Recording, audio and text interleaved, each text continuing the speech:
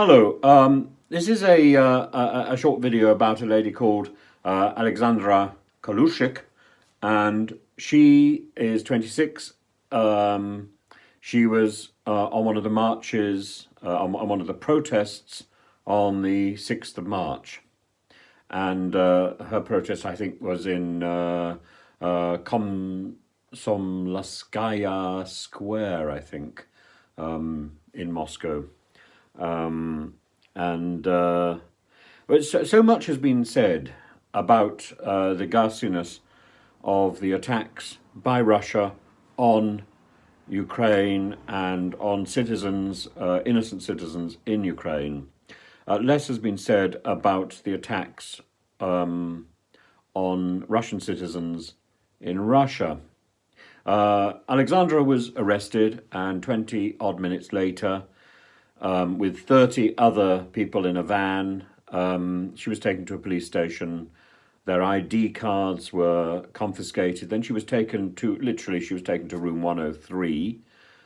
Two women detectives were sitting across a table, and two men were guarding the door. One of the men beat her vigorously with a water bottle and then poured the contents over her. He threatened to taser her, and he took her phone, smashed it against the wall. It was particularly abusive. Now, what was extraordinary about Alexandra was she had a second phone tucked into her trousers, and the phone that the policeman took was a dummy. And she recorded the entire incident. So there is a recording of this brutality, of this police torture.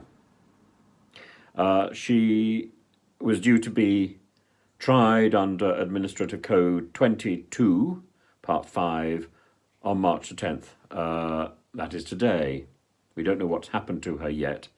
After she left the police station, her friends took her to a doctor, who I gather was not terribly sympathetic.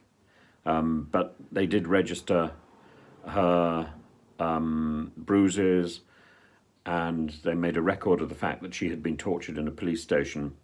And a number of lawyers have come forward to support her and those who were arrested and will be tried with her. So we wait to see what happens next. But so many people in Russia are leaving, are planning to leave, if they are brave enough to protest. It's simply not as straightforward as it would be in a Western city.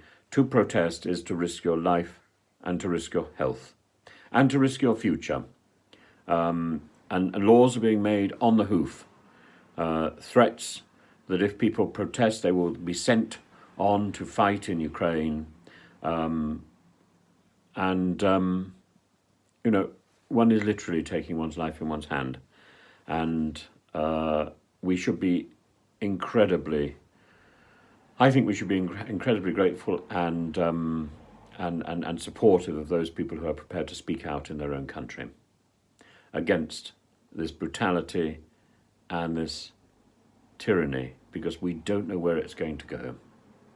And so many of these people who are speaking out are themselves also going to be victims of the of